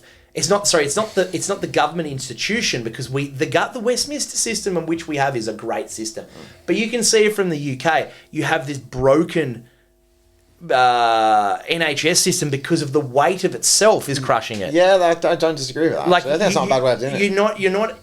We don't have a broken system. We have a broken government. We have a broken system, and the system is it's because it's under the weight of itself. And it's almost like there's a lot of specific internal interests that are all vying for attention. Exactly. Because like you said, with those different groups, they all got their own. I still am a member of the Socialist Libertarians.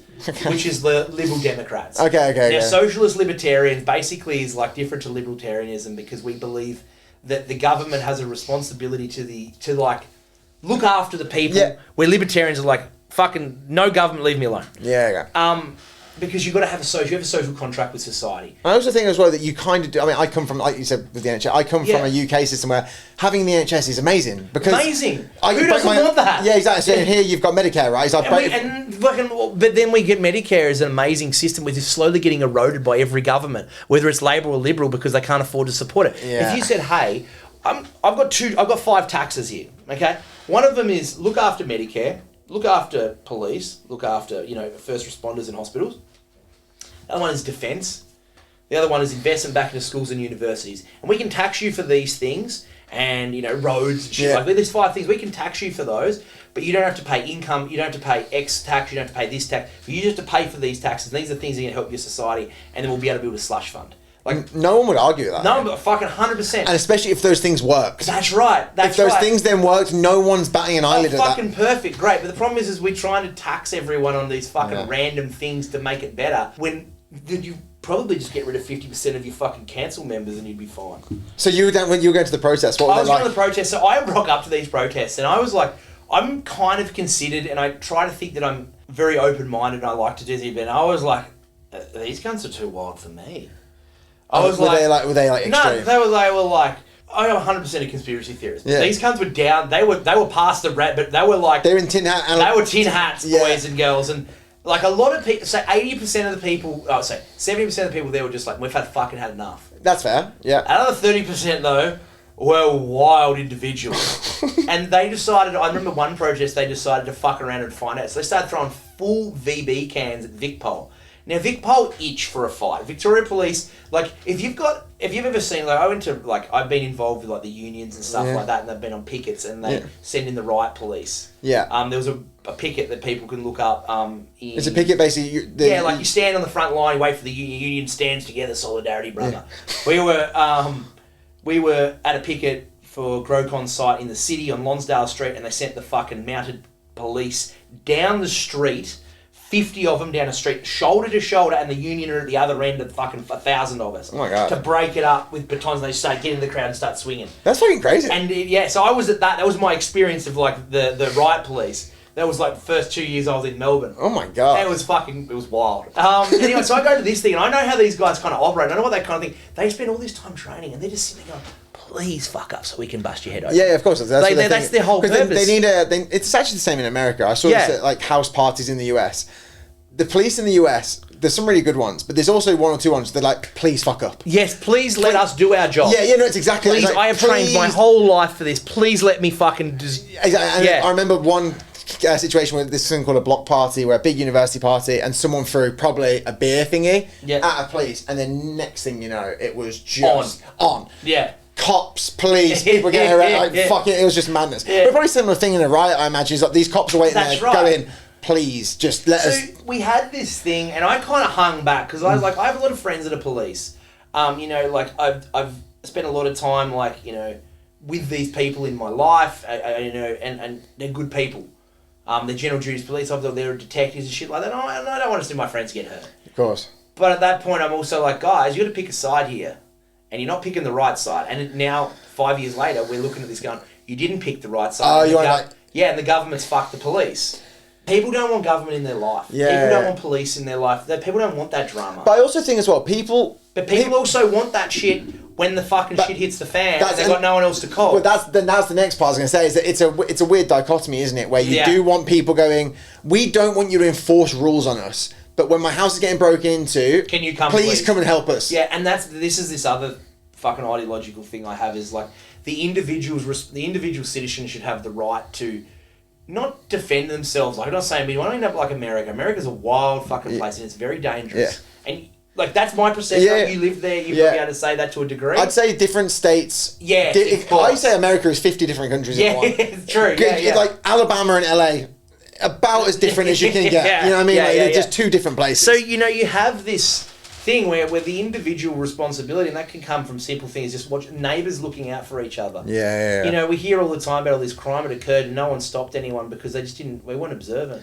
Not saying nosy neighbours and stuff like that, but just looking after your fellow individual in the street. Yeah. Oh, what's happening at my neighbour's house? That doesn't look right. Bob's got a problem there. That kind of stuff. And so, I went to these protests. I didn't want to see people get hurt. And then I went to the fucking... went to one of them, and then I went to another one of them, and that one was kind of what made me lose my faith in the system a little bit, when individuals were they had assembled on the cenotaph, and they had assembled and begun to walk off. There may have been different factions being silly gooses. The CERT, which is the special sorry, I probably got this wrong, I'll be corrected for it. The Tactical Operations Group had surrounded them, and those boys are just fucking itching for a fight, and they just started launching rubber bullets into them. Yeah. And then they got to remember, people were chased through the streets with a Bearcat, which is an armoured personnel carrier that we fucking use for riots and stuff like that. I mean, we're talking about people here that have just had enough of the government being involved in their life. Yeah. And it just kind of broke my faith in the system a little bit. And that's where I'm just like, you know what? I want to be a part and a responsible citizen, but I want to be disconnected. But I also want to be proactive in how I can change. How much do you put, let's say we're talking about that kind of self-responsibility to protect, you've got 2 kids, someone breaks into your house, do you put your MMA, your jiu-jitsu, do you think that's a self-responsibility where you can't rely on an external police force to come and save you? That's kind of what I think is, I don't want to have to rely on someone else. There's 2 ways I've got to answer this carefully, especially living in Australia. I own firearms, I'm a big fan of, you know, sporting shooting, competitive shooting, hunting, which is, I do all of these things. I think that the individual should spend more time in the gym and more time doing martial arts than worrying about getting guns or fucking knives or anything like that. Because one thing that jiu-jitsu teaches you is de-escalation. Yeah, I agree. Whoa, because you know in your heart, I could just choke the fuck out of this person. Yeah. Whoa, let's just calm down. Calm down. And then there's someone's trying to get into your house, man. You got to ring the police and you got to follow the process. Yeah, of course. Once they cross that line, that is up to you by the law. You can judge yourself. You can do what you think is the best. Yeah, of course. You know, at that point. But you've also, that's why we got fucking the police, and that's why. You know, how are they with like response times and stuff here? Terrible, because it's progressively got worse. They can't even recruit, man. Yeah. They're calling up people that failed recruitment. This was on ABC Radio the other day, because I'm 86 years old and I listen to ABC Radio still. I also listen to BBC World of the Night because I'm fucking 105 years old. And I was listening to it and they were calling up people that can't reach recruitment numbers anymore. Jeez. And you know, it's the general duties copper. He's just had enough. Yeah, he's like, fuck, what's the benefit to the role? It's not the organisation. It's not the police as an institution that are the problem. It comes back to the same thing as government. It's the organisation is crippling under its own weight. So you have these problems where the police can't get the support from their higher ups because their higher ups work for the state government, and then their unions fighting against them. And you know who suffers? It's like any war. Yeah. Who suffers? The innocent suffer. Yeah. We've got home invasions in the West. We've got fucking things being burnt to the ground. And the police can't do anything. Yeah. Because they haven't got the resources and they're not responsible. You know, and then also, you know, the laws are passed around a lot of crime and stuff like that. We've got to do something different with all of that. Why do you think Melbourne has such a big homeless population? Have you I've noticed that more so since being here than anywhere else. I've never really noticed it that much, but I think... It might also be from Abbotsford, near Dominance. Like where we are, fucking oath there is. I think a lot of it is just, we've promised for 20 years social housing. And in anyone that's a responsible individual, whether you're left or right or centrist or fucking like, you know, like I am, which is kind of neither, the kind of centre or right, no one wants to see homeless. Everyone wants everyone to be looked after. 100%. But we've promised for 20 years we're going to build social housing, we just don't. And knowing what the construction industry is currently going through, you're not going to build it. It's not going to fucking happen. Because then you've got the actual, there's not the actual tradesmen to actually do it. There's not enough tradesmen to do it. The people that are running it, like we talked off camera, like their money is just going to get put elsewhere. There's better ROIs than probably social housing projects, and they're like, there's building fucking roads and shit like that. Yeah, fair enough. Which the big boys all like to go on, and that's where the billions of dollars get fucking funneled into. Okay. So it's sense. Like, you know, I don't even know where to start with that. But we need to do something to support these people who've got mental health issues and that too. Well, that's what I'm going to start jiu-jitsu. Fuck it. We don't. Jiu-jitsu. You fucking like you think about like how many fucking people are jiu-jitsu. Fucking it'd be just the greatest. Like, you know where that pub thing is, like that outdoor bar thing is at the end? What we could do is we could get rid of all that, just like outside just fucking betting, like I love it. Like rooster fighting, like cockfighting. Just fucking have homeless people fight for like a bag of darts. Be the fucking best. It'd be so good. I don't disagree with you. But there'd be a lot of stabbings. That would be. That's all like, man. Like, we're never going to be able to figure that out because we're always going to have that. Yeah. A lot of people just are broken humans and don't want to, just can't assimilate. Yeah, that's fair enough. And you just either let them fucking go off and just make sure they're okay. Like, leave them alone and make sure they're okay. Yeah, leave them to just their own devices. Melbourne fucking inner city, like, I want to help everybody. No, you don't. Just fucking look after them as best you can and help the ones that need the help. Yeah, and the ones who are receptive to help. That's right. Because some people just want to fucking sniff ice in the street. Yeah. And they're happy. It's not about, you know what I would say, it definitely gets a little bit creepy at times when you are walking around that place and you can tell someone like, you are on a whole nother planet right now. You are heroined out or iced out. I'm a bit like, And you're watching it. yeah, I'm like, that's mad. It's like Walking Dead vibes. It's fucking wild. What, literally Walking Dead vibes. Right, Zach, where can people find you? What have you got? 3 hours later. 3 hours later, we made it. We've done a fight companion. We've gone down politics. Oh we've gone my down God. training. And then we ended abruptly like, we got to fucking go. Yeah, no, I just realised the time. We'll do another one. Yeah. So, mate, what have you got moving forward now? Okay, so a couple of things. You can have... What have I got going moving forward? Nothing, really. You have. We're getting on the juice, bro. I'm getting on the fucking gear. I'm getting fucking not fat and stronger. Basically, anyone can find me on Instagram. You can find everything's from my Instagram. My fucking business page.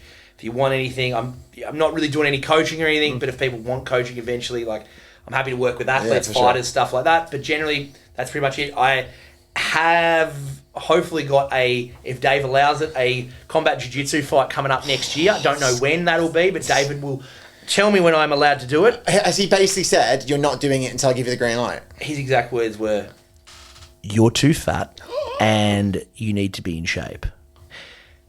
I mean, he fat shamed me. He fat shamed you. We need to cancel Dave Hart. Dave Hart's rook heads with himself. He didn't fat shame me, but he did say, we need to just work on a few things. So if you interpret that, read between the lines, you're a fat cunt, you're gonna die. Yeah, you're gonna fucking get sorted. There's that as well. So I've got that coming up. You were 110 kilos jacked. Would be a pretty intimidating and bold and angry. Yeah, with traps. I want traps back so bad. But yeah, that's pretty much it. Like, just those things coming up, and if you guys want any building advice or fucking construction advice, I'm always looking for extra work at this point in time. The infancy of the building, building a company. But yeah, that's pretty much it, man. It's been really good, and hopefully we this will be... I don't know what's going to happen. I'll do it. I'm going to have to go through it. Anyway, thank you. I appreciate it, man. Sweet. Oh, my balls.